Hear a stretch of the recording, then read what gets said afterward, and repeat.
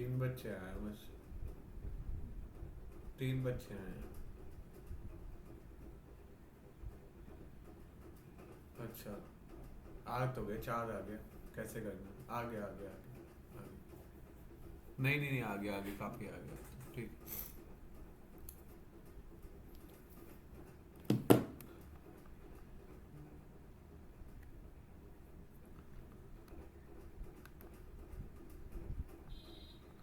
Hello.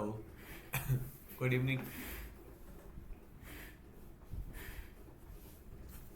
Evening good sir. Evening sir. Good evening good evening. एक ना guys, एक try करो कि सर नेक्स्ट टाइम ना टाइम से ज्वाइन करा करो, क्योंकि हमारे 10 मिनट्स तो वैसे ही वेस्ट हो जाते हैं। वी हैव टू वेट, मतलब मेरे को वेट करना पड़ता है, क्योंकि एटलीस्ट 5 to 6 पर्सन हो तभी मैं पढ़ाना शुरू करूँ। ठीक है। ट्राई करो कि नेक्स्ट टाइम टाइम से ज्वाइन करो, मतलब 35 पे एटलीस्ट हम स्टार्ट कर दें, तो हमारा टाइम वेस्ट ना हो ज़्यादा। ठीक है। Okay, great great great. Just just wait, मेरे को स्क्रीन शेयर कर।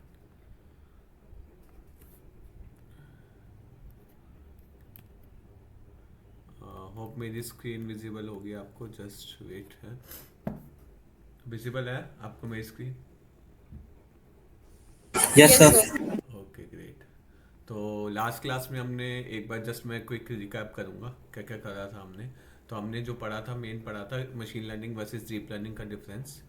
उसमें हमने पढ़ा था कि मशीन लर्निंग कब यूज़ करनी चाहिए हमें और डीप लर्निंग कब यूज़ करनी चाहिए। ठीक है। अब इसमें बेसिकली मशीन लर्निंग में हम क्या करते हैं कि फीचर एक्सट्रैक्शंस होते हैं, जो जो हम फीचर को एक्सट्रैक्ट करना होता है मैनुअली, फीचर हम एक्सट्रैक्ट करते हैं, बट डीप लर्निंग में हमको सारे फीचर्स लेने होते हैं। ठीक है। ये था इसमें एक मेजर डिफरेंस। और उसके बाद हमने जो पढ़ा था, मशीन लर्निंग जो है एक हमारा वाइट वाइट बॉक्स मेथड होता है, और डीप लर्निंग हमारा क्या है, dark box means black box method है। ब्लैक बॉक्स मीन्स कि हमको पता नहीं कि अंदर चल क्या रहा है उसके, हमको केवल एक आउटपुट मिल जाता है। बट जो मशीन लर्निंग होती है वो एक वाइट बॉक्स मेथड होता है। कि उसमें हमें सब कुछ पता होता है कि हमारा इनपुट क्या है, हम क्या क्या फीचर्स उसके अंदर डाल रहे हैं, और कौन कौन से फीचर हमारे लिए इम्पोर्टेंट है, किन किन फीचर्स के साथ हम उसकी प्रोसेसिंग कर रहे हैं, एंड आउटपुट क्या होगा, मतलब प्री प्रोसेसिंग से लेकर, डेटा प्री प्रोसेसिंग से लेकर एंड तक, रिजल्ट तक हमको पता होता है कि हम क्या कर रहे हैं। सब कुछ हम अपनी नेक डाई से हम देख सकते हैं। ठीक है। बट डीप लर्निंग में क्या होता है कि हम केवल इनपुट देते हैं, और अंदर क्या हो रहा है, वैसे तो हमें मैथ पता है उसके बीच में, जो आगे आगे आगे आगे आपको मैं मैथ मैंने बताई भी है थोड़ा बहुत, बट अभी मैं डीप में और समझाऊंगा। तो हमको पता होता है कि अंदर क्या, मतलब मैथ हमको पता है बट हम देख नहीं पाते वो। मतलब जब हम प्रोग्रामिंग या कोडिंग करते हैं ना, कोई भी आउटपुट को जो हमको देखना होता है वो डीप लर्निंग में हमको पता नहीं होता। डीप लर्निंग में हम इनपुट देंगे और हमको सीधा आउटपुट पता चलता है। मीन्स हमने जैसे कुछ जो प्रिडिक्शन करनी है हाउस होल्ड की वगैरह की फीचर, जैसे मैंने आपको बताया था कि एक घर खरीदने के लिए, या फिर घर का प्राइस प्रिडिक्ट करने के लिए, या फिर लोन प्रिडिक्शन के लिए, एनीथिंग, मतलब एक्स वाई जी जो भी है, हम उसमें फीचर खुद से डाल सकते हैं मशीन लर्निंग में। बट डीप लर्निंग में क्या होता है कि एक तो हम फीचर सिलेक्ट नहीं कर सकते, और अंदर क्या हो रहा है, कौन सा फीचर कैसे काम कर रहा है, किस किस फीचर्स में न्यूरॉन्स कैसे बन रहे हैं, एंड ऑल मैथमेटिक्स हम कुछ भी नहीं देख पाते। हम केवल इन दी एंड एक्यूरेसी देख पाते हैं, मतलब हमारे आउटपुट क्या होता है, हमको आउटपुट किस चीज़ से मतलब होता है, लॉस फंक्शन से और उसकी एक्यूरेसी से। और लॉस फंक्शन किसका, लॉस फंक्शन ट्रेनिंग डाटा का और टेस्ट डेटा का। और फुली आपको ट्रेनिंग डेटा और टेस्ट डेटा के बीच में मैं गेस मतलब अज्यूम करता हूँ कि ट्रेनिंग डेटा पता होगा, टेस्ट डेटा पता होगा। कोई मेरे को एक बताएगा कोई बंदा कि ट्रेनिंग डेटा क्या होता है और टेस्ट डेटा क्या होता है, with example?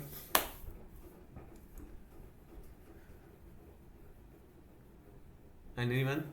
Training data, test data? ट्रेनिंग डेटा जो हम इनपुट देते हैं, ट्रेन करते हैं अपनी मशीन को, हाँ वो होता है। हाँ। और जो हमारा टेस्ट डेटा होता है कि मशीन को हम सुपरवाइज करने के बाद हम टेस्ट करते हैं, जैसे कि हमने 80% डेटा हमने ट्रेन करने के लिए यूज किया, और 30% या 20% हमने उसको टेस्ट करने के लिए कि हमारा कितना ऑप्टिमल सोल्यूशन दे रहा है मशीन, वो होता है। Great great great. ओके। आप इसको सोना ट्रेनिंग डेटा सर टेस्ट के लिए, और sir testing data accuracy check करने के लिए। नहीं नहीं, गलत है ये। नहीं नहीं। Sir training data machine machine learning model को ट्रेन करने के लिए, और हाँ। Testing for evaluation. ग्रेट ठीक है।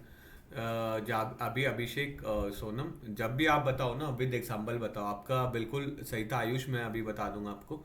बट आगे से आप ध्यान रखो कि एक ना, जब भी आप किसी को समझा रहे हो ट्राई करो कि एक एग्जांपल के साथ बताओ। मतलब आपकी डेफिनेशन इज ओके, ट्राई करो कि उसको एग्जांपल के साथ बताओ, ताकि कोई भी बंदा जब इंटरव्यू वगैरह आप दे रहे हो या फिर किसी भी चीज़ में, तो उस बंदे को पता होना चाहिए कि हाँ मतलब you have the deep knowledge, कि आपको उस चीज़ की डीप नॉलेज है। ठीक है, तो ट्राई करो कि उनको जो भी चीज़ें बता रहे हो आप, तो डीपली मीन्स विद एग्जांपल बताओ। ट्रेनिंग डेटा जैसे आपने आयुष और इसने सॉरी अभिषेक ने और सोनम ने बताया था, तो training data is for the जब हम मॉडल को ट्रेन करते हैं तो हम ट्रेनिंग डेटा यूज़ करते हैं। जब भी हमें इवेलुएट करना मीन्स हमारा मॉडल कैसा काम कर रहा है, तो हम उस चीज़ को इवेलुएट करने के लिए कि हमें कुछ डेटा प्रिडिक्ट करना है। प्रिडिक्ट मीन्स जो सॉरी अभिषेक आपने बताया था, इवेलुएशन हम ट्रेनिंग डेटा पे भी करते हैं और टेस्ट डेटा पे भी करते हैं। बट टेस्ट डेटा पे हम अनसीन डेटा को, मीन्स जो हमारी मशीन ने नहीं देखा है, उस डेटा को टेस्ट करते हैं जिसमें हमारी मशीन नहीं है, मतलब मशीन ने उस डेटा पे ट्रेन नहीं है। तो ट्रेनिंग डेटा हम जैसे क्या करेंगे कि 80% डेटा जो अभी उसमें हम क्या कर देंगे, मशीन को मतलब हम डिवाइड कर देते हैं टेस्ट वर्सेस ट्रेन को, कि 80% डेटा तो हम ट्रेन में दे दिया हमने, 20% डेटा हम फॉर टेस्टिंग पर्पस, कि हमारा जो मॉडल है वो टेस्टिंग पे कैसा प्रिडिक्ट कर रहा है। तो उसी के बेसिस पे हम डीप लर्निंग में क्या है लॉस फंक्शन निकालते हैं। अब इसका एग्जांपल मैं दूंगा, जैसे मैं एग्जांपल लेता हूँ, जैसे कैट का एग्जाम दे रहे हैं, मैंने शायद आई थिंक पहले भी दिया होगा आपको एक एग्जांपल। कैट का एग्जाम दे रहे हैं, अब कैट में आप क्या करोगे कि ट्रेनिंग डेटा में आपने सब कुछ पढ़ लिया, 100 मतलब सारे इंग्लिश का पढ़ा, देन जीके पढ़ा, सॉरी अपना रीजनिंग वाला पार्ट पढ़ा, देन अपना कॉम्प्रिहेंसिव पढ़ा, देन डिफरेंट मैथमेटिक्स पढ़ी।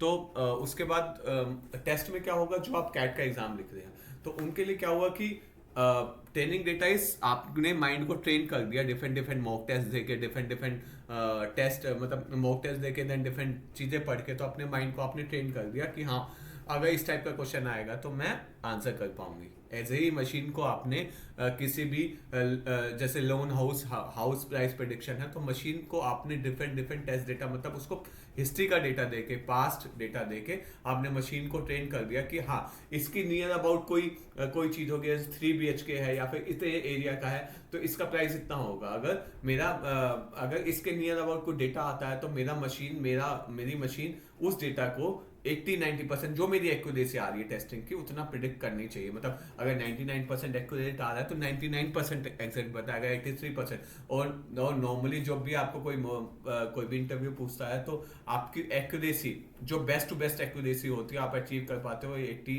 से 85% रहती है, not more than that in real world. ठीक है, इन रियल वर्ल्ड जब आप अचीव कर पाते हो, अगर आपने 80 to 85% एक्यूरेसी अचीव कर ली तो दैट्स योर ग्रेट मॉडल, मतलब बहुत अच्छा मॉडल है आपका। और नॉर्मली जो मतलब आपको कभी भी कोई पूछता है तो हमारी एक्यूरेसी जो होनी चाहिए वो 70% से ऊपर होनी चाहिए for training and testing data both.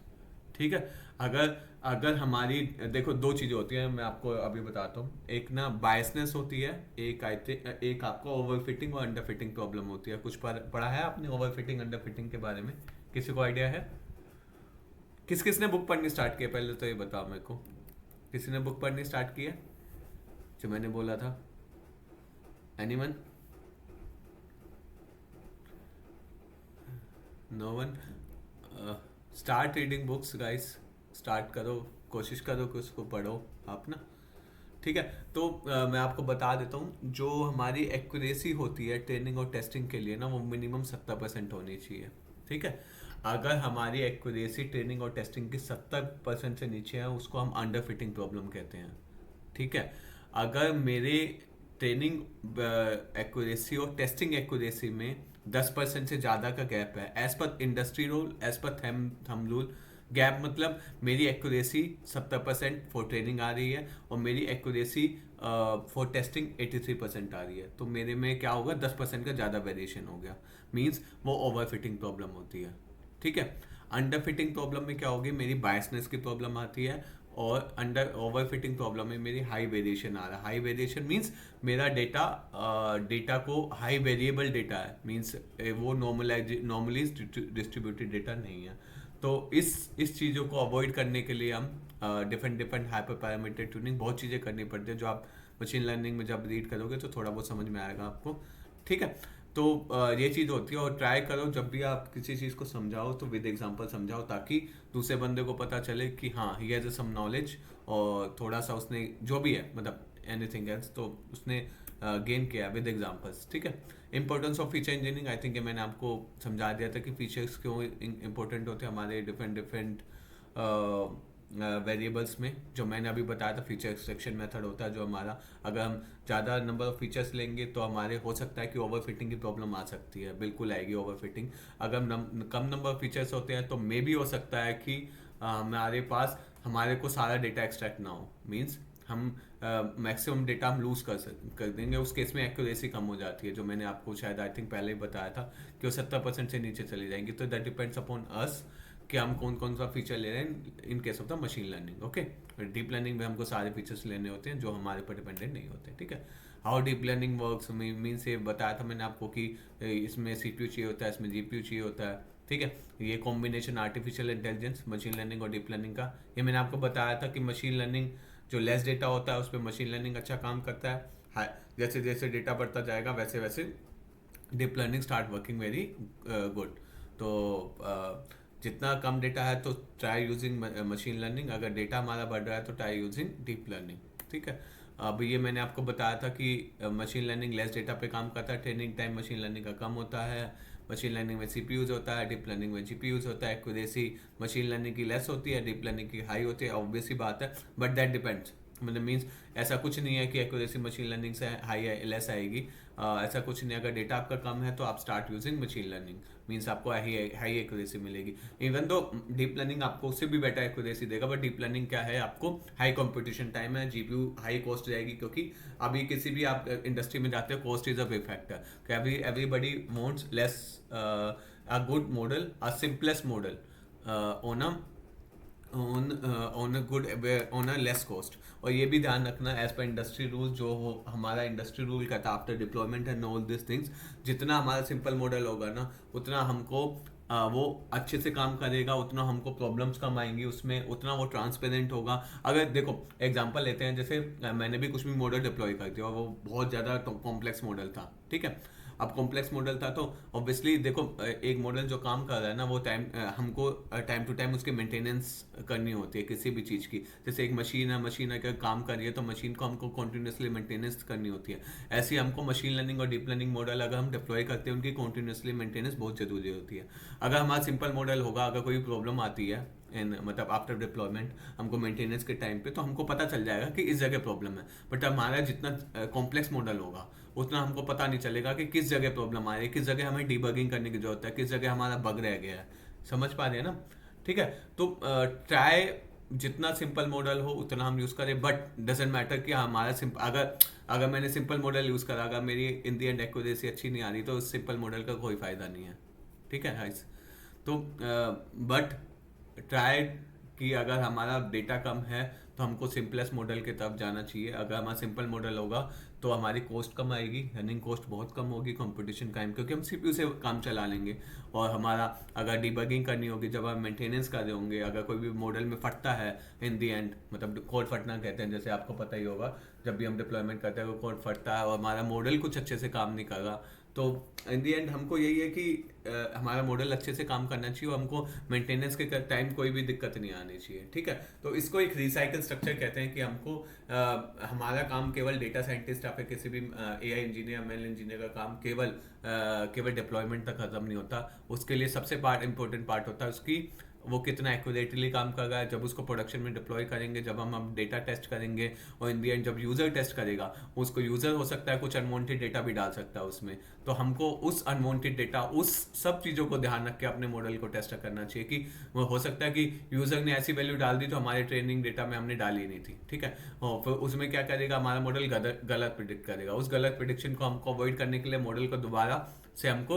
Redeploy करना पड़ेगा। रीडिप्लॉयमेंट कैसे करेंगे, हम उस मॉडल को दोबारा से ट्रेन करेंगे जो अनसीन डेटा है, मीन्स एक यूजर ने कोई अनसीन वैल्यू डाली है जो एक्चुअली उसको दिखी होगी, समझे, वो डेटा दे, तो हमको मॉडल को क्या करना पड़ेगा, रीट्रेन करना पड़ेगा, ताकि वो मॉडल रीट्रेन होके ना जब हम दूसरी बार जब भी जाए रीडिप्लॉयमेंट में जाए, तो हमारे मॉडल जब भी वो अनसीन डेटा मीन्स अभी कुछ भी यूजर वो वैल्यू डालेगा तो हमारा मॉडल एबल टू प्रिडिक्ट। अगर वो कॉम्प्लेक्स मॉडल होगा, मैंने जैसे आपको बताया, हो सकता है कि हमको वो रिट्रेन करने में क्या दिक्कत आएगी, रिट्रेन करने में अगर कॉम्प्लेक्स मॉडल होगा तो क्योंकि एक तो कंपटीशन टाइम ज़्यादा होगा ऑब्वियसली, ठीक है। दोबारा से डीप लर्निंग, अगर हम डीप लर्निंग मॉडल करेंगे तो ट्रेन करने में ज़्यादा टाइम लगेगा, ट्रेन करने में ज़्यादा टाइम लगेगा तो पावर कंजम्पशन ज़्यादा होगा।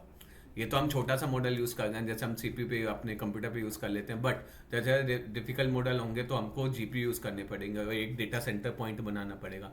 जो मैंने आपको अभी बताया था थोड़ा लास्ट क्लास में कि जो हमारा चैट जीपीटी और ट्रिलियंस ऑफ टोकन्स पे काम कर रहा है, समझ रहे आप, ट्रिलियंस ऑफ टोकन्स पे काम कर रहा है, मतलब उनका जो पावर वो कंजम्पशन कर रहे हैं वो एक कंट्री से भी ज़्यादा है, एक कंट्री की पावर कंजम्पशन से। तो कितना बड़ा डेटा सेंटर होगा, समझ रहे हो आप। तो डेटा सेंटर मतलब पावर कंजम्पशन कितना ज़्यादा होगा। अब कुछ भी हम रीडिप्लॉय करते हैं, हमको दोबारा से उस मॉडल को ट्रेन करना पड़ेगा। दोबारा से मॉडल ट्रेन करना मतलब कंप्यूटेशन टाइम, मतलब उसमें कॉस्ट हमारी इफेक्ट करेगी। हम प्रोडक्शन पे दोबारा से उसमें हमें क्या होगा कि हमें प्रोडक्शन पे अगर वो डेटा, मतलब मेरा क्या होगा, मेरी सर्विस डाउन चली जाएगी कुछ टाइम के लिए, हमारा एंड कस्टमर यूज़ नहीं कर पाएगा।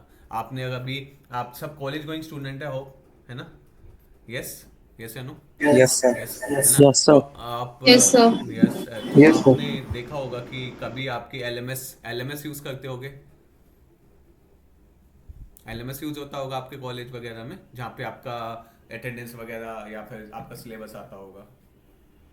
कुछ भी आपको आइडिया है यस ना, कि सर। हमारा सर्विस डाउन जाती है, यस। कभी कभी आपका एलएमएस काम नहीं करता, या फिर कभी आप सुनते होगे कि व्हाट्सएप डाउन चला, वो तो एग्जांपल है डिबगिंग का। कभी आपका एलएमएस काम नहीं करता होगा, या फिर जैसे कंपनीज में होता है कि हमको मेंटेनेंस एक्टिविटी के लिए हम सर्वर डाउन कर देते हैं, तो समझ पा रहे हैं ना। तो उस इंटरवल के बीच में आप उस सर्विसेज को यूज नहीं कर पाएंगे, ठीक है। तो रीडिप्लॉयमेंट करना इज अ बिग टास्क, ठीक है। उस चीज में आप कुछ यूज भी नहीं कर पा रहे। अगर आपका सिंपल मॉडल होगा तो आप जल्दी जल्दी, मतलब विद इन 1 आवर आपके मेंटेनेंस एक्टिविटी हो सकती है, डिप्लॉयमेंट हो सकती है, क्योंकि उसमें आपको ट्रेनिंग टाइम बहुत कम लग रहा है, आपको डिप्लॉयमेंट करने में इतना टाइम नहीं लगेगा। डिप्लॉयमेंट करना is not a big task, but उस मॉडल को दोबारा से ट्रेन करना, उसमें क्योंकि ट्रेनिंग करने में जब आप देखोगे कॉम्प्लेक्स मॉडल में 3-3, 4-4 घंटे लग जाते हैं, इवन दो सिंपल, थोड़ा सा सिंपल, इतने नंबर ऑफ डेटा ज़्यादा नहीं है। अब समझ रहे हो आपकी 3-4 दिन, कई बार इतना कॉम्प्लेक्स डेटा होता है कि 8-8 घंटे भी लग जाते हैं केवल ट्रेनिंग करने में, समझ रहे हो, केवल ट्रेनिंग, मॉडल को ट्रेन करने में। और उसके बाद आपको एक्यूरेसी मिलती है, हो सकता है वो accuracy as per your result ना है, तो समझ रहे हो। तो आपको फिर दोबारा उस मॉडल को ट्रेन करना पड़ेगा, कुछ हाइपर पैरामीटर ट्यूनिंग करनी पड़ेगी, कुछ आपको पैरामीटर चेंज करने पड़ेंगे, दोबारा से आपको उसको दोबारा से मॉडल को ट्रेन करना पड़ेगा, फिर दोबारा 8 घंटे। तो एक प्रोजेक्ट को करना is not a easy task guys, है ना। और उसकी मींस उसमें टाइम हमको देना होता है, प्रॉपर टाइम होता है। इसलिए आप देखते हो कि प्रोजेक्ट जो करते हैं नॉर्मली कंपनी से 1-2 साल लग जाते हैं। ऐसा नहीं होता कि आपने जैसे नॉर्मली प्रोजेक्ट उठाया और साथ के साथ खत्म हो गया, ऐसा नहीं होता, पॉसिबल नहीं है, ठीक है। तो ट्राई करो कि सिंपल मॉडल हो, ये हम पढ़ चुके हैं। Difference between machine learning, again वही सेम चीज़ है। और डीप लर्निंग, मशीन लर्निंग, ये मैंने बताया था, गॉड ऑफ रिसर्च है, God of deep learning. Start, मतलब मेरे हिसाब से ना आपको इनके बारे में पढ़ना चाहिए, और इनको ना ट्राई करो कि लिंक्डइन पे फॉलो करो इन बंदों को सबको, ठीक है। इनकी एक बार स्क्रीनशॉट ले लो आप, मैं वेट करता हूँ। इन बंदों को आप लिंक्डइन पे फॉलो करो, लिंक्डइन पे सब है ना, आई होप लिंक्डइन पे हो गए आप। Yes sir. इंस्टाग्राम पे आईडीज है तो Yes, लिंक्डइन पे भी होने चाहिए आप सबकी, और इन पे इनको सबको फॉलो करो, ठीक है। और इनके ना डेली जो ब्लॉग्स, मतलब लिंक्डइन पे कुछ ना कुछ ये डालते रहते हैं लोग ना, और कुछ अच्छी चीज़ें डालते हैं, बहुत अच्छी चीज़ें होती हैं इनकी। तो देखो, कभी भी लिंक्डइन खोलो तो इनकी वीडियोस देखो, इनके मतलब डेली कभी तीसरे मतलब 1 वीक से 2 वीक से या 1 मंथ 2 मंथ बाद ये कुछ ना कुछ अपनी रिसर्च करते रहते हैं, जिसमें अपने इंटरव्यूज डालते हैं, अपना ब्लॉग्स लिखते हैं। तो इनके बारे में पढ़ो, पहले तो पढ़ो इनके बारे में, क्या क्या इन्होंने क्या किया है, क्या क्या चीज़ें लाए हैं, और लिंक्डइन पे इनको फॉलो करो सबको, ठीक है। ले लिया होगा आपने स्क्रीनशॉट गाइस, आगे बढ़ूँ मैं? Yes sir. Yes sir. yes, sir, ले लिया. ठीक है। ये मैंने बताया था सुपरस्टार कंपनीज जो हमारी, ये मैं पहले भी डिस्कस कर चुका हूँ। ये हमारी फंक्शनिंग है डीप लर्निंग। आई थिंक मैं इसको ज़्यादा अभी ना लंबा नहीं खींचूंगा, ये हम सब कुछ पढ़ चुके हैं कि कंप्यूटेशन पावर, जो सीपीयू जीपीयू, बहुत बार बता चुका हूँ मैं आपको। Problem solving techniques, machine learning में क्या होता है, ये मैंने आपको पहले ही बता दिया कि मतलब ये सिंपल होता है थोड़ा हमारा, बट इंडस्ट्रियल यूजेस। इसके बाद आउटपुट क्या होता है, machine learning output typically yields output in numerical value, scores, classification. Deep learning can produce a diverse range of output input. Text वाला, स्पीच वाला। डीप लर्निंग में पता है ना आपको, स्पीच काम करते हैं, टेक्स्ट जैसे मैंने आपको बताया था, ये अपना एलेक्सा वगैरह हो गया, क्योंकि इसमें स्पीच रिकॉग्नाइजेशन कर रहे हैं हम। एलेक्सा हो गया, गूगल असिस्टेंट हो गया, या फिर हमारा श्री हो गया, सिरी हो गया, सॉरी ठीक है, सिरी हो गया, एंड ऑल दिस थिंग्स। तो इसमें क्या कर रहे हैं हम, स्पीच रिकॉग्नाइजेशन कर रहे हैं, मीन्स कि स्पीच से टेक्स्ट में कन्वर्ट कर रहे हैं, देन अगेन वो बैकएंड पे अपनी प्रोग्रामिंग कर रहे हैं, कोडिंग डिकोडिंग कर रहे हैं, देन हमको टेक्स्ट से दोबारा से स्पीच में कन्वर्ट करके दे रहा है। जैसे भी हम कुछ बोलते हैं, ये विद इन मिली सेकेंड्स होते हैं। आप जैसे भी हे सिरी बोलते हो या फिर हे गूगल कुछ भी, how can I help you, within milliseconds, within milliseconds उसने अपना आप समझ रहे हो ना कि इसमें कंप्यूटेशन टाइम कितना कम चाहिए हमको। अगर अगर आप में इसमें प्रोसेसिंग टाइम को ज़्यादा लगा दिया तो यूज़र यूज़ नहीं करेगा ना। ठीक है, तो वही चीज़ें होती हैं कि हर चीज़ का हर चीज़ ये नहीं है कि आपकी एक्यूरेसी अच्छी आ रही है तो आपका मॉडल अच्छा है। आपको ये भी देखना पड़ता है कि उसकी प्रोसेसिंग टाइम कितनी है, आपकी उसकी लेटेंसी कितनी आ रही है। केवल एक्यूरेसी पे आपका मॉडल डिपेंड नहीं करता, आपको उसकी लेटेंसी जितनी कितनी कम करनी होती है। उसमें लेटेंसी कम करने का आप तरीके क्या क्या होते हैं कि आपको मॉडल को सिंपल बनाना है, उसके में कितने जीपीयूज का रखें आपने, कि आपका जो प्रोसेसिंग टाइम है कितना है, और मींस प्रोसेसर जो आपका डेटा प्रोसेस हो रहा है कितने जीपीयू पे यूज़ कर रहे हो। ठीक है, वो आपको जब प्रैक्टिस करोगे आपको पता चलेगा कि कितने मेरे को, जब भी आप इंडस्ट्रीज में जाते हो तो धीरे धीरे करके आपको पता चलेगा कि मेरे को इस डेटा, इतना कॉम्प्लेक्स डेटा है तो इसमें कितने जीपीयू लगेंगे। ठीक है, क्योंकि मेरे को इतने की लेटेंसी चाहिए, और लेटेंसी आपकी जो नॉर्मल जो कहा जाता है इंडस्ट्री, एज पर इंडस्ट्री रूल, अगर more than 20 millisecond is quite huge. तो आपका डेटा मतलब मीन्स आपको जो भी कुछ भी चीज़ सर्च करनी है तो it will take some time. तो latency must be near about 3 to 5 millisecond, मतलब less than 10 millisecond is far better. जो आप चेक करते हो लेटेंसी कैसे चेक की जाती है, लेटेंसी हम चेक करते हैं जैसे हम इनको इनमें क्या करते हैं, पिंग करते हैं। पढ़ा आपने सीएमडी में जाके जो हम पिंग करते हैं, एनीवन गाइस? लेटेंसी कुछ पढ़ा है, पिन वगैरह करना, कैसे पिंग करते हैं, किसी भी सर्वर को कैसे पिंग किया जाता है? No sir. नो? आप सब कंप्यूटर साइंस से हो? बैकग्राउंड क्या है आपका? मतलब सीएस। सीएस है सबका? Sir CS. सबका सीएस है ना? इसी ईसी, हाँ ईसी में भी सेम चीज़ होती है। आयुष आपका? Sir CS. सीएस। अभिषेक? सीएस। CS sir. हाँ, ये तो मेन यार आपको पता होगा यूनिट्स को कैसे पिंग करते हैं, लेटेंसी कैसे चेक करते हैं, किसी भी चीज़ की लेटेंसी चेक करनी है। तो sir yes sir, Rohit Ayush पता एंड है मेघांक ना? And Abhishek are from the same college. Yes sir, पता है। हाँ पता है ना, तो वही वो आप देखना अभी आप जाके मतलब लेटेंसी किसी चीज़ की, कोई भी आईपी होगी आपके कॉलेज में, किसी भी उसको कॉल करना /t लगा के, जो हम टाइम चेक करते हैं। ठीक है, तो उसमें देखना कितना मिली सेकेंड्स उसका लेटेंसी आ रहा है। ठीक है, तो yes sir, am I audible? हाँ वो एक बार चेक करना। ठीक है, मेरे कहने पर एक चीज़ चेक कर लेना, तो लेटेंसी टाइम हमारा कम होना चाहिए। ठीक है, देन हमारा मशीन लर्निंग, डीप लर्निंग में आई थिंक ये सब कुछ बता चुका हूँ। देन हम आर्किटेक्चर पे आते हैं, कि हमारा आर्किटेक्चर मशीन लर्निंग का कैसे काम करता है। ठीक है, ये आई थिंक मैंने आपको बताया था, deep learning neural network architecture. कोई मेरे को एक्सप्लेन करेगा? मैं नहीं बताऊंगा इस बार कैसे काम क्या होता है उसमें। आर्किटेक्चर में बता चुका हूँ, एग्जाम्पल दे चुका हूँ। गाइस बताया था ना मैंने आपको? सर किस चीज का आर्किटेक्चर सर? डीप लर्निंग का आर्किटेक्चर मैंने आपको समझाया था। Yes sir, RNN ANN।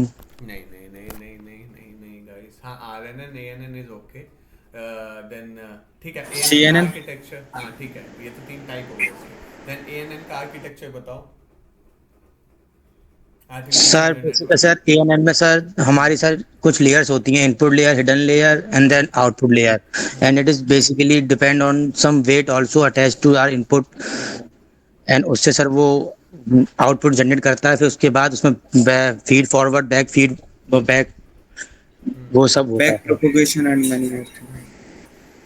तो सर ऐसे वो ANN काम करता है सर। चलो ठीक है, थोड़ा बहुत सही है, बट रोहित मतलब किसी भी को एक्सप्लेन करो ना, तो स्टार्ट फ्रॉम मतलब ऐसे मत स्टार्ट करो, कुछ भी मत बोलो, मतलब स्टार्ट फ्रॉम स्क्रैच। सबसे पहले कि डीप लर्निंग न्यूरल नेटवर्क में हमारे इतने टाइप होते हैं, जैसे मैंने बोला, आपने कहा ANN हो गया, देन हमारा CNN हो गया, देन RNN हो गया, ठीक है। ANN में किस टाइप का डेटा यूज होता है, CNN में किस टाइप का डेटा यूज होता है, RNN में किस टाइप का डेटा यूज होता है। देन उसके बाद मैं स्ट्रक्चर पे आऊंगा उसके, देन मैं आर्टिफिशियल, जब भी आपको डीप लर्निंग का स्ट्रक्चर बोले ना कोई, try to explain him ANN deep structure, मतलब आर्टिफिशियल न्यूरल डीप स्ट्रक्चर। तो उसमें बोलना कि हमारी इसमें तीन लेयर होती है। फर्स्ट ऑफ ऑल उसको बोलो कि इसमें ना परसेप्ट्रॉन होता है, जो हमारा ANN स्टार्ट हुआ था परसेप्ट्रॉन से स्टार्ट हुआ था। स्टार्टिंग में हमने सिंगल लेयर परसेप्ट्रॉन होता था हमारा, देन हमारा आया मल्टी लेयर परसेप्ट्रॉन, ठीक है। देखो इस टाइप का, ये आपने देखा होगा, जो मैंने आपको लास्ट टाइम भी एक्सप्लेन किया था कि हमारा इनपुट होता है, देन हमारा स्टेप फंक्शन होता है, देन हमारा एक्टिवेशन फंक्शन होता है, देन हमारा आउटपुट डिसाइड होता है। तो किसी को भी एक्सप्लेन करो तो पहले एक्सप्लेन करो कि आर्टिफिशियल न्यूरल नेटवर्क एक वर्क होना, our mind neural network is similar like a neural network. जो इसकी आइडेंटिफिकेशन हुई थी, जो सिमिलरिटीज की देखी गई थी, वो हमारी मतलब माइंड का जो हमारा स्ट्रक्चर है, माइंड का जो इनर स्ट्रक्चर है, उसके बेसिस पे कही गई थी कि माइंड में जैसे हमारे न्यूरॉन्स होते हैं, और वो न्यूरॉन्स अलग अलग सिप्टन्स मतलब अलग अलग इनसे कनेक्टेड होते हैं आपस में, जो एक हमारा डेंस स्ट्रक्चर की तरह काम करता है। Dense structure means every neurons are interconnected to each other, ठीक है। एक मिनट, जस्ट मैं आपको ना पिक्चर के साथ एक्सप्लेन करूंगा इसको, जस्ट वेट। मैंने आई थिंक ये वाला चीज़ मैंने आपको सब समझाई हुई है कि ये ना, ठीक है। ये मैंने आपको बताया था ना, ये वाली चीज़ चेन रूल मैकेनिज्म है ना गाइस, यस या नो? Yes sir. तो ये देखो, आप देख रहे हो ना कि डेंस स्ट्रक्चर है, जिसमें मैंने आपको बताया कि एक इनपुट, ये हमारा हिडन लेयर है, ये हमारा आउटपुट है, ठीक है। हिडन लेयर हमारी किससे, मतलब इनपुट हमारा किससे कनेक्टेड है, हिडन लेयर से कनेक्टेड है। हिडन लेयर हमारी किससे कनेक्टेड है, आउटपुट लेयर से कनेक्टेड है। तो ये हमारे क्या हो गए, इंटरकनेक्टेड हो गए, ठीक है। और इस इंटरकनेक्टेड में हमारे दो चीजें होती हैं, एक होता है हमारा स्टेप फंक्शन, एक होता है हमारा एक्टिवेशन फंक्शन। स्टेप फंक्शन में हमारा क्या होता है, जिसमें हम क्या करते हैं, y equal to mx plus c, means y is हमारा आउटपुट, w इज m हमारा स्लोप, मतलब इसमें w कहते हैं, x इज हमारा इनपुट की वैल्यू। इनपुट क्या होते हैं हमारे फीचर्स मीन्स जो हम फीचर, मतलब जैसे हमारा कोई रूम का साइज हो गया, दैट इज अ फीचर, और आउटपुट हमारा प्रिडिक्शन है, आउटपुट हमारा प्राइस प्रिडिक्शन है। सी मतलब हमारा क्या हो गया, स्लोप की वैल्यू होगी, सी मतलब सॉरी कांस्टेंट हो गया हमारा, और इसमें y equal to mx plus C जो डीप न्यूरल नेटवर्क में होता है वो होता है बायस। जितने हमारे नंबर ऑफ न्यूरॉन्स होंगे उतने हमारे नंबर ऑफ बायस होंगे। याद रखना गाइस कि हमारे जितने नंबर ऑफ न्यूरॉन्स मीन्स जैसे इनपुट लेयर में हमारे 2 न्यूरॉन्स हैं, उतने हमारे नंबर ऑफ बायस होंगे। इसमें हमारे 4 न्यूरॉन्स हैं तो उतने हमारे नंबर बायस होंगे। आउटपुट लेयर में हमारे 1 आउटपुट है तो हमारे 1 न्यूरॉन होगा, मीन्स ये हमारा हो गया बायसनेस, ठीक है। देन आ गया हमारा एक्टिवेशन फंक्शन। एक्टिवेशन फंक्शन क्या करता है, किसी भी न्यूरॉन्स को एक्टिवेट करता है कि हाँ यू हैव डन, मतलब you have to activate and go to the next step. Means ये हमारी, अभी मैंने क्या कर रखा है, एक हिडन लेयर दिखा रखी है। अब आप जब एक कॉम्प्लेक्स स्ट्रक्चर करोगे उसमें मल्टीपल हिडन लेयर होती है, समझ रहे हो। मतलब ऐसा नहीं होता कि एक ही हिडन लेयर, वो हम डिसाइड करते हैं, 4 हो सकती है, 5 हो सकती है, 6 हो सकती है। अब न्यूरॉन्स हम हिडन लेयर के हम ही डिसाइड करते हैं कि हमको कितने न्यूरॉन्स देने हैं।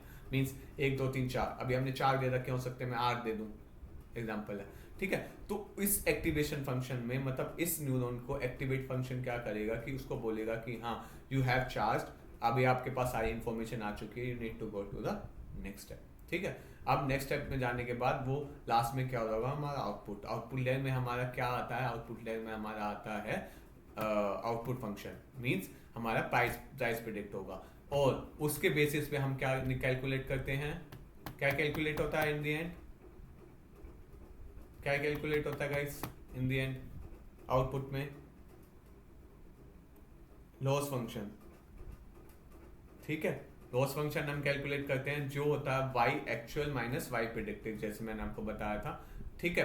उस y actual minus y predicted को, इस हमारा मेन मोटो होता है इस लॉस फंक्शन को कम करना। उस लॉस फंक्शन को कम करने के लिए हम क्या करते हैं कि अपने न्यूरॉन्स को टीच करते हैं through backward propagation method, through gradient descent method in which we calculate the new weight each and every time, मतलब means कि हम यहाँ से लेके यहाँ तक each and every time जब हमारा फॉरवर्ड प्लस बैकवर्ड प्रोग्रेशन होगा हम न्यू वेट कैलकुलेट करेंगे, जिसका फॉर्मूला होता है मैंने आपको बताया था old wait minus alpha. Alpha हमारा लर्निंग रेट होता है, डीजे ये है हमारा डीएल मींस लॉस फंक्शन, और ये हमारा ओल्ड वेट होता है। समझ गए? ये फॉर्मूला याद रखना, कोई भी पूछता है किसी को भी जनरल आपको पता होना चाहिए कि हमारा न्यू वेट होता है। सर जैसे कि इसमें लॉस फंक्शन में हम एक्चुअल वैल्यू माइनस जो प्रेडिक्ट वैल्यू है वो निकालते हैं, तो अगर इसके जो डिफरेंस है वो ज्यादा आता है तो फिर हम के बाद हम फीचर्स को चेंज करते हैं जिससे कि इसका जो डिफरेंस है वो कम हो। फीचर्स चेंज नहीं होते, मैंने आपको बताया ना हर एक इनपुट का वेट होता है। जो बैक मतलब ये क्या है कि हमारा जो हमारी डीप लर्निंग काम करता है, हम हर एक फीचर को ना एक वेट देते हैं। समझ गए? एक वेट की वैल्यू होती है। मीन्स क्या है कि जैसे आपका जैसे आपने एग्जांपल लिया प्राइस प्रिडिक्ट कर रहा हूँ मैं जैसे, और उसमें मैंने एरिया लिया, एक फीचर मेरा एरिया हो गया, ठीक है, एक फीचर मेरा हो गया कि कितने उसके अंदर रूम्स हैं, एक फीचर हो गया उसकी किचन मॉड्यूलर है कि नहीं। उस हर एक फीचर की वेट की वैल्यू होती है। मीन्स ये जो मेरे इनपुट है ना, ये इनपुट है जो मेरे, इनकी एक वेट की वैल्यू है y equal to m x plus c. M मतलब स्लोप, ठीक है, और उस स्लोप को हम वेट कहते हैं, ठीक है। उसकी हर एक फीचर की हमारी वेट की वैल्यू होती है, उस वेट को हम चेंज करते रहते हैं, जिससे हमारा जो आउटपुट प्रिडिक्ट हो रहा है ना, जो ये वाला प्रिडिक्शन हो रहा है, अगर हम हर बार वेट को हम ऑप्टिमाइज करते रहेंगे तो हमारा इन दी एंड फंक्शन, हमारा जो मोटो होता है लॉस फंक्शन को कम करना, उस लॉस फंक्शन को हम कम कैसे करते हैं? Through the help of the gradient descent. Gradient descent में हम क्या करते हैं? हर बार न्यू वेट कैलकुलेट करते हैं हर एक फीचर का। समझ गया? हम जो फीचर को नहीं वेट की छेड़ते कभी भी। हाँ बोलो। जो वेट की वैल्यू होती है वो उसके क्या लिमिटेशन था? मीन्स कि मैंने पढ़ा कि -1 से 1 तक होता है शायद। नहीं वो नहीं, ऐसा नहीं होता। मैं अभी आपको ना ये जब डीप में चलेंगे तो मैं आपको बता दूंगा। देखो -1 और 1 होता है ना, वो सिग्मोइड फंक्शन पे होता है, वो एक्टिवेशन फंक्शन पे। वेट की वैल्यू हम डिसाइड करते हैं। देखो पहली बारी में क्या होता है कि रैंडमली वेट लेता है वो। रैंडमली वेट मतलब कि मतलब हम किसी फीचर्स को ना वेट देते हैं, वो रैंडमली देते हैं, रैंडमली अपने आप उठ लेता है वो वेट, जो ब्लैक बॉक्स मेथड की तरह काम करता है। मींस इसमें ना इनिशियलाइज जैसा होता है। जैसे मैं एग्जांपल लेता हूँ किसी भी फीचर को ना, जैसे मैंने इसका लिया फीचर लाइक उसका लिया, एरिया का लिया, तो एरिया को मैंने 0.1 वेट दे दिया, ठीक है। ऐसे ही मैंने इसको लिया, रूम को लिया, रूम को मैंने 0.2 वेट दे दिया। वो रैंडमली वेट होते हैं। जो आप कह रहे हो -1 to 1, वो ऐसा नहीं होता। वो डिपेंड करता है कि हाँ राइट कि हम -1 to 1 वेट रखते हैं, बट वो एक उसमें केस में रखते हैं, that is a sigmoid function, जो एक्टिवेशन फंक्शन होता है, ठीक है। और जो हम रेलू फंक्शन होता है, रिक्की रेलू होता है, वो आप समझोगे आगे जब मैं आपको समझाऊंगा ना कि क्या होते हैं ये एक्टिवेशन फंक्शन, ठीक है। तो उस केस में मैं आपको समझाऊंगा कि ये रहा देखो सिग्मोइड फंक्शन। तो सिग्मोइड फंक्शन है वो 0 to 1 काम करता है, सॉरी हमारा, और ये 10h फंक्शन होता है जो हमारा -1 to 1 काम करता है, ठीक है। तो इस केस में हमारा वैल्यू जो होती है वो हमारी जो वेट की वैल्यू होती है -1 to 1 लाई करती है। समझ गए? ऐसे हमारा रेलू होता है। Yes, sir. जो हमारा अब जब भी आप नॉर्मली जो इंडस्ट्री रूल कहते हैं ना, जो हम एक्टिवेशन फंक्शन यूज करते हैं वो रेलू यूज करते हैं। वो क्यों यूज करते हैं वो मैं आपको आगे जाके अच्छे से समझाऊंगा कि क्यों ऐसा होता है कि हम रेलू ही क्यों यूज करते हैं, एक्टिवेशन फंक्शन या कि रेलू क्या होता है, क्यों हम 10h फंक्शन क्यों नहीं यूज करते, सिग्मोइड फंक्शन क्यों नहीं यूज करते, ठीक है। Okay guys, hopefully yes sir. Sonam आपका डाउट क्लियर हुआ? कुछ यस सर, वो मैंने जो इपोक निकाला था ना, तो उसमें मैंने यूज किया था 0 और 1, तो मुझे वो थोड़ा याद। अच्छा, आप खुद से पढ़ रहे हो इपोक वगैरह आपने पढ़ा? नहीं सर, मुझे वो सब्जेक्ट था डीप लर्निंग, उसमें पढ़ाया था, तब का याद है मुझे। इपोक वगैरह मैंने आपको समझाया हुआ है कि इपोक क्या होता है। इपोक पता है आपको क्या होता है? मैंने बताया था कुछ दिन पहले।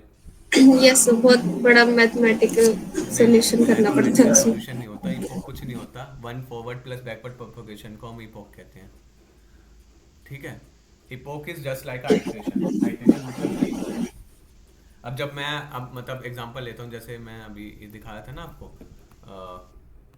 कि सर मेरे ख्याल से सर उसमें हम लोग सर आउटपुट निकालते हैं सर, जिसमें सर वेट का और बाइस को संग में लेके कैलकुलेशन करते हैं सर। वो स्टेप फंक्शन और होता है। यहाँ सर जिसमें इंटरेशन होती रहती है सर। हाँ right, iteration iterations multiple iterations हम करते रहते हैं। ये देखो सोनम, इपोक क्या होता है, जब मैं एग्जांपल है, जैसे मैंने अब रैंडमली वेट लिया, ठीक है, किसी भी फीचर का, तो मैं क्या करूंगा, उस वेट को अब मैं ट्रेन करूंगा उस फीचर को, ठीक है, ट्रेन करना है मेरे को इन दी एंड। अब मैं हिडन लेयर के पास जाऊंगा, मैं अपना आउटपुट प्रिडिक्ट करूंगा, मतलब मैंने वाई प्रिडिक्ट किया, और उसके बाद उसके बेसिस पे मैंने क्या किया, लॉस फंक्शन निकाला अपना। अब मुझे लगा मेरा लॉस फंक्शन बहुत ज़्यादा आ रहा है, ठीक है, अब मैं क्या करूंगा, वन बैकवर्ड प्रोपोगेशन करूंगा, दोबारा से मैं वेट को ऑप्टिमाइज करूंगा, दोबारा से मैं वेट को अपने को ट्रेन करूंगा मैं, कि हाँ मेरा ये वेट, मेरा जो इसके बेसिस पे जब मैंने वेट लिया था, तो मेरा वेट वो बहुत, मतलब मेरा जो लॉस फंक्शन था वो बहुत ज़्यादा आया था, ये मेरी वेट की वैल्यू सही नहीं है, तो मैं अब अपने different different activation function use करूंगा, जिसमें मैं वेट ऑप्टिमाइजेशन मेथड कहते हैं, different different optimization method use करूंगा। अब मैं उसमें उसके बेसिस पे अपने वेट को दोबारा से रिट्रेन करूंगा। किस बेसिस पे वेट को रिट्रेन करूंगा, न्यू वेट निकालूंगा मैं।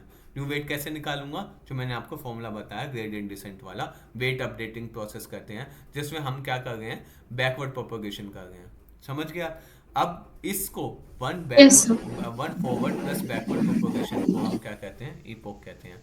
जब आप एक किसी भी आउटपुट में डालते हैं एक इपोक, मतलब कि उसने एक अपना क्लोज सर्कल बनाया, क्लोज सर्कल मतलब एक बार वो अपना फॉरवर्ड गया फॉरवर्ड फिर गया देन बैकवर्ड बैकवर्ड गया। गया, उसके बाद सॉरी वन बैकवर्ड गया देन फॉरवर्ड आया, तो उसके बेसिस पे उसकी लॉस की फंक्शन, मतलब एक बार बैकवर्ड गया दोबारा से, एक बार दोबारा से फॉरवर्ड आया, तो उसके बेसिस पे उसकी लॉस की वैल्यू क्या आई, तो वो हमारी मशीन हमको आउटपुट देती है। उसके बेसिस पे हम जज करते हैं कि हाँ हमको कितने इपोक चलाने हैं, मींस हमको कितनी आइट्रेशन करनी है ताकि हमारा लॉस फंक्शन कम हो पाए। मींस जहाँ पे हमारा लॉस फंक्शन बिल्कुल नलीफाई हो जाता है, नलीफाइड मींस कि लॉस फंक्शन एक तो नियर अबाउट जीरो आ जाता है, और कुछ टाइम के बाद हमारा लॉस फंक्शन चेंज होना बंद हो जाता है। मींस अगर मैंने 10 इपोक्स चलाए, हो सकता है कि मेरा 7-8 इपोक्स के बाद ही मेरा एक तो लॉस फंक्शन बहुत कम आ जाए, और कुछ टाइम बाद मेरा लॉस फंक्शन, ये कैसे पता चलेगा मैं आपको ना, जब हम रियल में जब हम करेंगे ना उसको, मैं एक आपको ना रियल एग्जांपल दिखाऊंगा। मैं उसमें क्या करूंगा, हम कोडिंग करके, मैं कोडिंग ऑलरेडी करके रखूंगा, जिसमें मैं आपको एग्जांपल दिखाऊंगा, उसमें मैं आपको समझाऊंगा कि इपोक क्या होता है, और उस इपोक के बेसिस पे आप देखना कि उसमें वेट फंक्शन जो हमारा लॉस फंक्शन है वो कैसे काम कर रहा है, कि मतलब मेरा लॉस फंक्शन इक्वल होता जा रहा है। कुछ टाइम में आप देखोगे कि हाँ आएगा उसमें पॉइंट होगा, डिफरेंस आ रहा है लाइक 0.001 या 0.002, तो इतना मेरा चेंज नहीं हो रहा लॉस फंक्शन, तो मैं कहूँगा हाँ कि इसमें अर्ली स्टॉपिंग हम कर सकते हैं। मीन्स हम मेरे 10 इपोक क्यों चलाऊँ मैं आप समझ रहे हो ना, अगर मैंने 10 इपोक चलाया तो उसका क्या होगा, प्रोसेसिंग टाइम ज़्यादा आएगा, फिर मेरा प्रोसेसिंग टाइम ज़्यादा होगा, तो जो अभी मैंने आपको बताया था मेरी कंप्यूटेशन कॉस्ट ज़्यादा होगी, कंप्यूटेशन कॉस्ट ज़्यादा होगी, ऑब्वियसली मेरे डिप्लॉयमेंट में टाइम लगेगा, मेरे को मेंटेनेंस कॉस्ट मेरी बहुत ज़्यादा जाएगी, मेरा मेथड कॉम्प्लेक्स हो जाएगा, तो मैं उसमें 10 इपोक करना करके मैं उसमें क्या करूँगा, 5 इपोक, मीन्स 5 आइट्रेशन के बाद मेरा loss function is working very good, मेरी एक्यूरेसी भी अच्छी आ रही है, मेरा लॉस फंक्शन कम आ रहा है, तो मैं इतने पर रोक सकता हूँ, मैं अपने मॉडल को सिंपल बना सकता हूँ, मैं अपने कम जीपीयू यूज़ करूँगा इस केस में, मेरा प्रोसेसिंग टाइम कम होगा, टाइम कॉस्ट कम रहेगी, समझ गया। Got it Sonam and guys? Yes sir. Sir एक एक डाउट है इसमें जो आपने बताया ना, जैसे कि हमने एक फॉरवर्ड किया फिर बैकवर्ड करके फिर चेक किया तब वन इपोक होगा ना?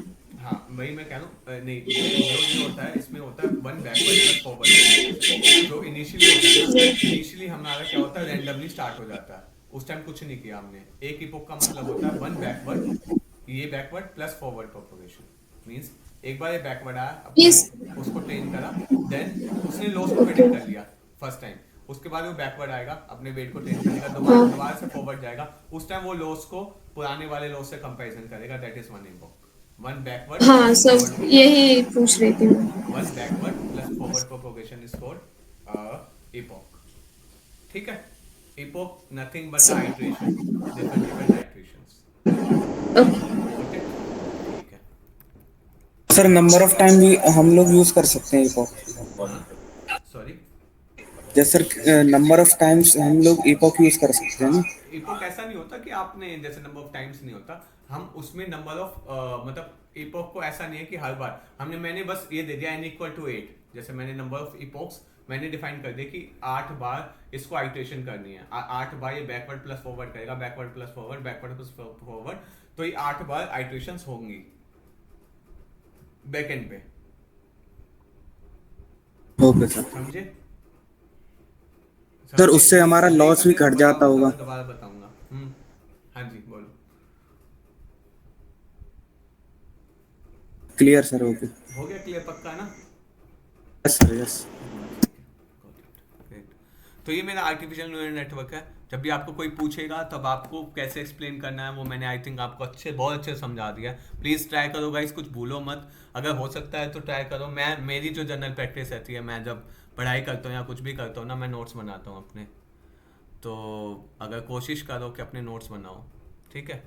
कोशिश करो जो मैं बोल रहा हूँ ना, आप कहीं लिख लो, चाहे पिन पॉइंट ही लिखो, कुछ भी लिखो, ट्राई करो कि नोट्स बनाओ, क्योंकि नोट्स बहुत काम आते हैं। मैं जब अपना किसी भी चीज़ की तैयारी करता हूँ, इंटरव्यू वगैरह की, तो मैं अपने नोट्स से पढ़ता हूँ, क्योंकि और मैं हो नोट्स में क्या करता हूँ, मैं हाईलाइट करके रखता हूँ अपनी चीज़ें कि मैं जब इंटरव्यू की प्रिपरेशन करूँगा, क्योंकि ना जब आप इंटरव्यू में कोई भी आता है ना, तो इंटरव्यू में बेसिक्स बहुत पूछे जाते हैं। इंटरव्यू में जो पूछा जाता है वो एक तो थर्टिकल पार्ट ज़्यादा होता है, थोड़ा बहुत प्रोग्रामिंग कोडिंग पूछते हैं नो डाउट, बट उनको ना, क्योंकि एक data scientist, as a data scientist आपको मैथमेटिकली नॉलेज अच्छी होनी चाहिए और थोड़ा बहुत थर्टिकल पता होना चाहिए, क्योंकि आपको एक अगर आपको एक भी मींस आपको मॉडल की अच्छी सी इन्फॉर्मेशन नहीं होगी ना, तो आपको कुछ भी नॉलेज नहीं है, ठीक है? तो ट्राई करो कि आप नोट्स बना सको जो जो मैं बोल रहा हूँ, क्योंकि क्योंकि मैं हर बार पूछता हूँ तो आप कुछ ना कुछ भूले होते हो, तो मैं वो नहीं चाहता कि आप भूलो। जब मैं पूछूं तो आप अच्छे से एक्सप्लेन करो। ऐसे ही आपको दूसरी जगह, मतलब कहीं भी कोई भी इंटरव्यू में जब आपको एक्सप्लेन करना हो तो ऐसे ही एक्सप्लेन करो कि हाँ, कि लगे उस बंदे को कि हाँ इस बंदे ने कुछ प्रैक्टिकली पढ़ा है। क्योंकि जो अब फ्रेशर्स होते हैं उनसे बंदे कोडिंग का एक्सपेक्टेशन इतना कम ही रखते हैं, कोडिंग एक्सपेक्टेशन आनी चाहिए आपको कोडिंग, बट हाँ अगर आपको थर्टिकली पता, आप किसी बंदे को मॉडल एक बार अच्छे से एक्सप्लेन कर पाओगे एंड टू एंड, कि आपने कैसा किया, क्या किया, आपने कोई project end to end explain कर पाए और आपने एक मॉडल को बहुत अच्छे से एक्सप्लेन कर दिया ना, तो इंटरव्यू बहुत खुश हो जाता है। तो ट्राई करो आप अपने नोट्स बनाओ साथ साथ, ठीक है? सर ये जो आप पीपीटी जैसे पढ़ाते हैं sir, can you share with bit हाँ, ये सौरभ सर? पीपीटीज आपको ना सौरभ सर शेयर कर देंगे। यस आपको sir, so Saurabh it sir will say, be हाँ इजी टू हाँ रिवाइज। हाँ, राइट राइट, ये सौरभ सर के पास ही है, सौरभ सर की शेयर कर देंगे, ठीक है? Okay sir, thank you. Okay चलो, ये डीप न्यूरल नेटवर्क का मैंने अब बता दिया। Recurring neural network I think मैं आपको समझा चुका हूँ, बट मैं आपको डीप में एक बार दोबारा लेके जाऊंगा। ये शैलो नेटवर्क नथिंग, ये देखो, ये ना शैलो नेटवर्क और ये जो डीप न्यूरल नेटवर्क है ना, मैंने आपको ये कौन है जो, एक बार म्यूट हो जाएगा प्लीज़, है ना? ये आपको ना जो मैंने आपको बताया ये वाली चीज़ है ना, शैलो नेटवर्क और डीप न्यूरल नेटवर्क ना, मैंने आपको परसेप्ट्रॉन और मल्टीलेयर परसेप्ट्रॉन बताया था ना। क्या होता है यस सर। परसेप्ट्रॉन, क्या होता है मल्टीलेयर, Yes, sir. एमएलपी क्या होता है बताना। जिसमें सर लेयर्स होती है, सिंगल इनपुट लेयर, लेयर, हाँ सिंगल लेयर परसेप्ट्रॉन और वो सर मल्टी लेयर। हाँ, सिंगल लेयर में हमारी हिडन लेयर एक होती है, मल्टीपल में दो से ज्यादा होती है। Yes sir, exactly. नहीं गाइस, अभी दोबारा जब आपको एक्सप्लेन करना है परसेप्ट्रॉन में, सिंगल लेयर परसेप्ट्रॉन में आपको बोलना है कि एक इनपुट होता है, उसमें एक हिडन लेयर होती है, एक आउटपुट होता है, that is works on only on a linear model. ऐसे एक्सप्लेन करो किसी बंदे को। और मल्टी लेयर परसेप्ट्रॉन में हमारी क्या होता है, मल्टीपल हिडन लेयर्स हो सकती हैं in one input and output, ठीक है? और उसमें क्या होता है, सिंगल न्यूरॉन होता है सिंगल लेयर परसेप्ट्रॉन में, एक न्यूरॉन पे काम करता है वो, ठीक है? और मल्टी लेयर परसेप्ट्रॉन में हमारे मल्टीपल न्यूरॉन्स होते हैं। और जो हमारा सिंगल लेयर परसेप्ट्रॉन होता है लीनियर मॉडल के लिए काम करता है। जो मल्टी लेयर परसेप्ट्रॉन है हमारा फॉर क्लासिफिकेशन प्रॉब्लम्स, लाइक हमारी मल्टीपल क्लासिफिकेशन और बाइनरी क्लासिफिकेशन के लिए काम करता है, ठीक है गाइस? तो आपको ऐसे एक्सप्लेन करना है कि सिंगल लेयर परसेप्ट्रॉन होता है जो हमारा, और वो बोल सकते हैं कि शैलो भी, कोई कह सकता है कि शैलो न्यूरल नेटवर्क भी एक्सप्लेन करो। तो वो जो हमारा काम करता है वो हमारा सिंगल लेयर जो होता है हमारा वन लेयर, मतलब means one input one output one hidden layer, single neuron linear model पे काम करता है। जो मेरा मल्टी लेयर परसेप्ट्रॉन होता है, मेरा one input layer one output layer and multiple hidden layers, और हमारे न्यूरॉन्स मल्टीपल होते हैं, ठीक है? समझ गए गाइस? ठीक है? Okay sir. कोई भी बोले, कोई भी पूछे आपसे परसेप्ट्रॉन जो था, और सिंगल लेयर परसेप्ट्रॉन और मल्टी लेयर परसेप्ट्रॉन, क्योंकि ये इंटरव्यू का फेवरेट क्वेश्चन होता है एमएलपी, क्योंकि हमारा जो स्टार्ट हुआ था मल्टी लेयर परसेप्ट्रॉन, वो कई बार बोलेंगे एमएलपी बोलेंगे वो आपको ना, ऐसे नहीं बोलेंगे मल्टी लेयर परसेप्ट्रॉन। हो सकता है बोलेंगे एमएलपी क्या होता है, या फिर एमएलपी और सिंगल लेयर परसेप्ट्रॉन में क्या डिफरेंस होता है, पूछ सकता है। ठीक है, तो उस चीज़ में आपको ध्यान रखना होगा। Got it? ये हमारा डीप लर्निंग प्रोसेस यस होता सर। है। हाँ, किसी भी डीप लर्निंग में प्रोसेस में, जैसे मैंने आपको मशीन लर्निंग प्रोसेस बताया था, कोई मेरे को एक बार एक्सप्लेन करेगा मशीन लर्निंग प्रोसेस क्या होता है, मतलब किसी भी मॉडल को डिप्लॉयमेंट करना एंड ऑल, कोई एक्सप्लेन करेगा क्या होता है मेरे को मशीन लर्निंग प्रोसेस? गाइस, कोई फास्ट? मैंने आपको समझाया था क्या होता है data gathering, pre processing, model evaluation, model prediction, testing, then अपने टेस्ट डेटा को टेस्ट करना। पढ़ाया था ना? बहुत अच्छे से एक्सप्लेन किया था मैंने। ठीक है, कोई नहीं, बट ट्राई करो कि मतलब याद करो थोड़ा सा। तो ये देखो मेरी सबसे पहले जो डीप लर्निंग प्रोसेस होती है, कोई भी आपसे पूछेगा कि मेरे को डीप लर्निंग मॉडल डिप्लॉयमेंट करनी है या फिर मैंने अपने प्रोजेक्ट पे काम कैसे किया, तो सबसे पहले मैं क्या करूँगा, प्रॉब्लम को अंडरस्टैंड करूँगा। मीन्स मेरा KPI डिसाइड होना चाहिए कि की प्रोडक्ट पैरामीटर्स, मीन्स की प्रोडक्ट इंडेक्स, मेरे मैनेजमेंट को क्या चाहिए इन दी एंड, आउटपुट क्या चाहिए। या फिर जैसे मेरा मैनेजमेंट मेरे को ये चाहता है कि मैं थ्रू दिस पिक्चर मैं प्रिडिक्ट कर सकूं कि मेरा फॉल्टी पार्ट कौन सा है in case of the mechanical, और मैं ये प्रिडिक्ट कर सकूं कि in case of the finance मेरे को कि इसको इंश्योरेंस देना चाहिए कि नहीं देना चाहिए, ये क्रेडिट कार्ड डिजर्व करता है नहीं करता। और in case of a health care sector कि मेरे को अगर मैं डिफरेंट पैरामीटर डालूंगा तो मेरा मॉडल ये प्रिडिक्ट करना चाहिए कि इसको शुगर होगा नहीं होगा, और इस मशीन को हमको, इस बंदे को हमको ICU में एडमिट करने की सिचुएशन आगे नहीं आगे, वेंटिलेटर पे चढ़ाना चाहिए कि नहीं चढ़ाना चाहिए। ठीक है, ये हो गया हमारा हेल्थ केयर सेक्टर। देन हमारा इन दी एंड हमारा जैसे अब सेल्स में कैसे होगा कि हमारा सेल्स फोरकास्ट क्या कहता है। ठीक है, इन दी एंड अगर मैं यही चीज़ें बेचूंगा या फिर मैं इन चीज़ों को कंबाइन कर दूंगा, मेरा सेल्स इतना आ जाएगा। ठीक है, अब ये तो मेरा हेल्थ केयर सेक्टर होगा। अब सप्लाई चेन मैनेजमेंट में क्या होता है, हमारा इन्वेंट्री मैनेजमेंट हो सकता है। इन चीज़ों में मतलब मैं सबसे पहले प्रॉब्लम को आइडेंटिफाई करूंगा डीप लर्निंग प्रोसेस में। ठीक है, whether deep learning is a good fit or not, understand the problem. मैंने आपको क्या बताया था कि हर एक प्रॉब्लम डीप लर्निंग से नहीं सोल्व की जाती। कई बार हम प्रॉब्लम मशीन लर्निंग से सोल्व कर लेते हैं जिसमें हमारा डेटा कम है। ठीक है, अब मैं उसके बाद क्या करूंगा, डेटा सेट को आइडेंटिफाई करूंगा, मींस मैं डेटा गैदर करूंगा। अब डेटा गैदर करने की मैंने प्रोसेसेस बताई थी, कुछ कोई एक्सप्लेन करेगा मेरे को डेटा गैदर करने की प्रोसेसेस? डेटा कहाँ से लेते हैं हम? ऐसे मत करो, ध्यान दो क्लास में। मैंने आपको बताया था कि डेटा गैदर करने की डिफरेंट प्रोसेसेस होती हैं, कि डेटा हमको कहाँ कहाँ से मिलता है, कि डेटा हम क्लाइंट से ले सकते हैं। ठीक है, क्लाइंट हमको डेटा प्रोवाइड करेगा, देन हमको डेटा कहीं सेंट्रल लोकेशन पे मिलेगा, हमारी डेटा इंजीनियरिंग टीम होती है वो हमको डेटा देगी, या फिर हम डेटा कहीं से गैदर करेंगे, डेटा जनरेट करेंगे, कहीं वीडियो से डेटा लेंगे, कहीं वेब स्क्रैपिंग होता है। वेब स्क्रैपिंग में मीन्स हम क्या करते हैं, जो अमेजोन साइट्स है ना, जो आप रिव्यूज़ देते हो, ठीक है, उन रिव्यूज़ के बेसिस पे हम सेंटिमेंट एनालिसिस कर सकते हैं। समझ रहे हो आप? जो आपको ये जो बताता है ना कि इसका रिव्यू है, या फिर इस प्रोडक्ट के साथ आप नॉर्मली ये लोग प्रिडिक्ट बाय करते हैं। आपने देखा है अमेजोन पे कभी? देखा है कि normally people buy this with this products, 2 चीजें 3 चीजें ऐड करके बता देते हैं अमेजोन पे, देखा है? यस सर, जैसे मोबाइल लेते हैं तो उसके साथ केस आ जाता है। हाँ, तो रिकमेंडेशन इंजन पे काम करता हो, समझ रहे हो आप? डेटा क्लस्टरिंग यूज होती है उसमें, कि नॉर्मली जो हमको साइट है, जो अमेजोन है, वो हमको रिकमेंड करता है कि जो नॉर्मली जो यूजर के बिहेवियर के साथ वो रिकमेंड करता है कि जब आपको कोई भी बंदा खरीदता है ना, वो अपना क्या करता है, बैकएंड पे डेटा स्टोर कर लेता है। ठीक है, तो उसके बेसिस पे वो रिकमेंड करता है आपको कि हाँ, कि मेरे को ये वाला डेटा लेना है, मतलब नॉर्मली लोग ये खरीदते हैं, तो वो रिकमेंडेशन सिस्टम इंजन पे काम करता है, वो वाली चीज़ ना।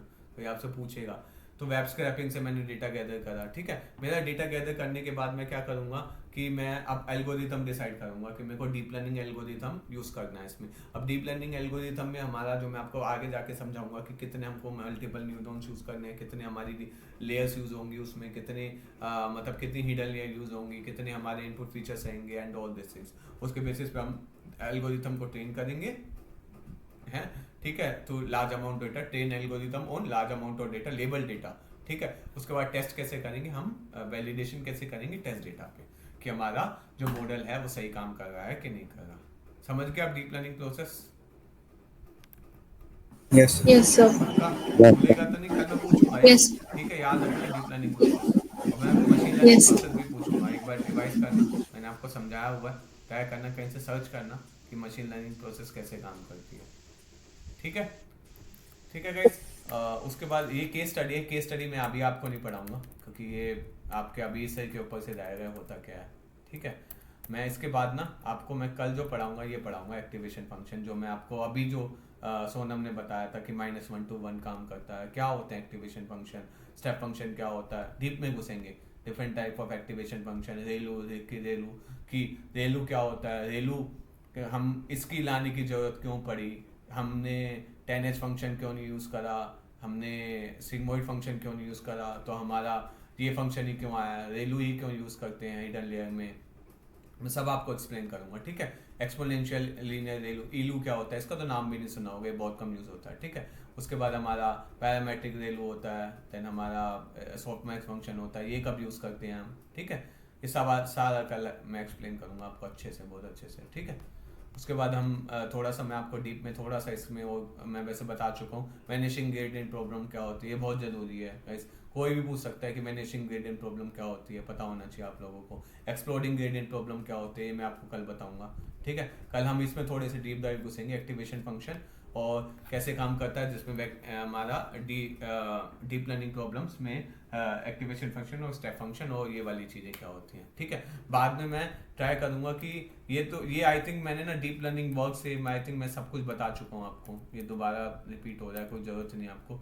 डीप लर्निंग बेनिफिट्स मैं थोड़ा बहुत आपको बता दूंगा, ठीक है, ठीक है। कल हम इस पे काम करेंगे, ये एप्लीकेशन मैं आपको बता चुका हूँ already, NLP, computer vision, robotics example जो हो गए, फिर भी मैं एक बार दोबारा से एक्सप्लेन कर दूंगा ताकि आपको याद रहे, ठीक है। कल हम एक्टिवेशन फंक्शन पढ़ेंगे, ठीक है गाइस। और ट्राई करो जैसे मैंने आपको बताया, नोट्स बनाओ और थोड़ा सा अपने खुद से भी पढ़ो, ठीक है। Okay sir. Okay guys, okay sir, good night, thanks, good night sir. Bye bye bye. Thank thank you you sir. Bye.